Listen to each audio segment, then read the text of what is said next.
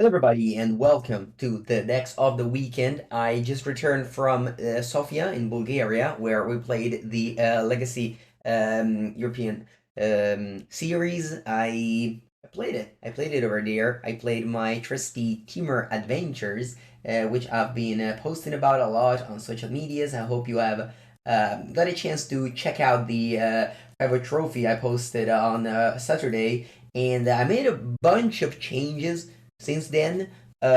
Mostly I added Ledger Shredder over Tarmogoyf. I love Ledger Shredder. This deck was flooding a lot. It's a big improvement. Questing Druid has overperformed.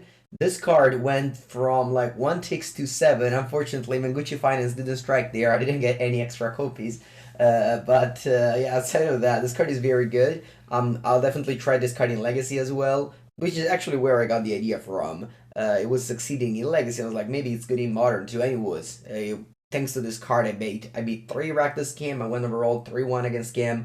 I beat both of the Cascade Beans deck thanks to my 4 Spell Pierce. And honestly, Anul overperformed. Countered an instant or artifact. I finished 21st, which was a decent record since I was very unsure about the deck, but the deck played out great. I had tons of fun. We're definitely going to talk about this deck a lot in the podcast that we record tomorrow, as always. But yeah, just basically just this felt like playing Blue Red Murktide, but it's a much better. I think that Blue Red Murktide always struggles to scam in for color, and while this is just a better Murktide deck. This is my official stance on this archetype. Although my deck of the weekend in Modern is the Calibrated Blast Zoo deck that managed to top 8.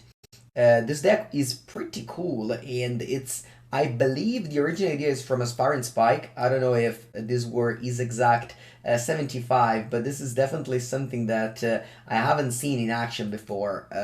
So, Calibrated Blast has been a combo deck, and you just basically just play like infinite lands and just expensive cards, you mulligan to it. Whereas here it's different. Your mana base is fully black, you tutor only black lands, and then you cast Witch's Cottage, which is a one of the cycle of like Mystic Sanctuary that puts a creature on top. You discard your Shadow of Mortality or Sign of Draco via Territorial Kabu or Fable of the Mirror Breaker, and then you just deal your opponent damage with Calibrated Blast. And yeah, I mean, this deck again top hated a 15 rounds of Swiss tournament, which is just very unexpected. I definitely try this deck out on my channel in the next days. But yeah, you just want to go like I have to figure out the mana base, but you kind of want to go probably like Xana Lounge, Overgrown Tomb, Godless Shrine. You also have Up the Beanstalk, of course, with Fury, Leyline Binding, Sign of Draco. And yeah, you have that combo kill with Calibrated Blast into Shadow of Mortality. I heard a friend of mine playing Amulet died on turn 4 to like an attack of Kabu and 15 damage of the Shadow of Mortality put on top after discarding it with Witch's Cottage. 4 Obsidian Charmo are kind of everywhere. Another friend of mine, Alessandro Parisi, he top 16 with 4 color beans and he was playing 4 Charmo in the sideboard. I believe that Tron is definitely having a hard time with so many Charmo and Commandeer around, which were not there when I won my RCQ a few weeks ago. So that's the reason why I didn't pick up Tron for the weekend.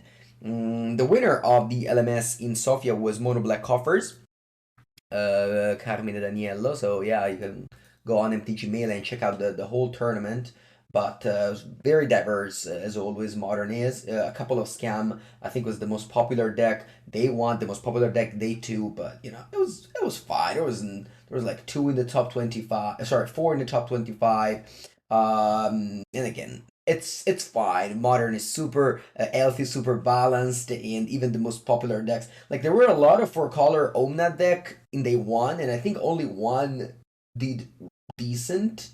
Alessandro Parisi with 4-color Cascade and Marco Vassell with 5-color, whatever, 4-color Omnath. I think that was just very diverse tournament. I'm over here in 21st place with the Timur Adventure deck. I made some changes to the deck I played over there. I'll be writing about it on the channel Fireball, so stay tuned, and of course I'll be making videos with the deck.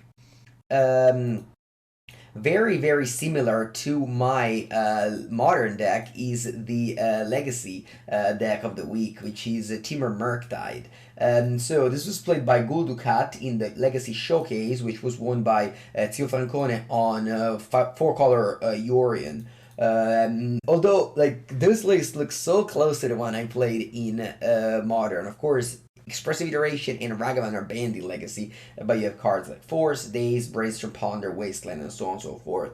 With Brainstorm and Ponder, Questing Druid is even better, because sometimes there's a risk that you play Questing Druid and you don't hit well, like you hit like a counter or a removal spell and there's nothing in play. Whereas with Brainstorm and Ponder, you can actually go like end of turn Brainstorm, put on top like whatever land and creature or land and bubble, and then play Questing Druid, and you're effectively just drew extra cards, and then you can cast the Questing Druid, and that's like a 3-for-1, and that's very cool. I think that this list was playing Delver of Secrets, but this list by Guldukatu Top 8 didn't. He also has a couple of Ur in the side and Carpet of Flowers, which is your anti-blue-black plan.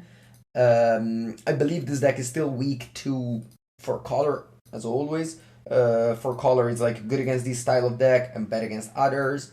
A couple of Seal of Removal is interesting. So what Seal of Removal does is it's a answer to like Murktide or a Reanimated Troll that you can cast with Questing Druid on empty board. And that's very good, because sometimes, again, as I said, you play Questing Druid, you flip like an Holy Heat, there's nothing to kill in play, and that's a waste. But if you flip Seal of Removal, you're happy to just play it.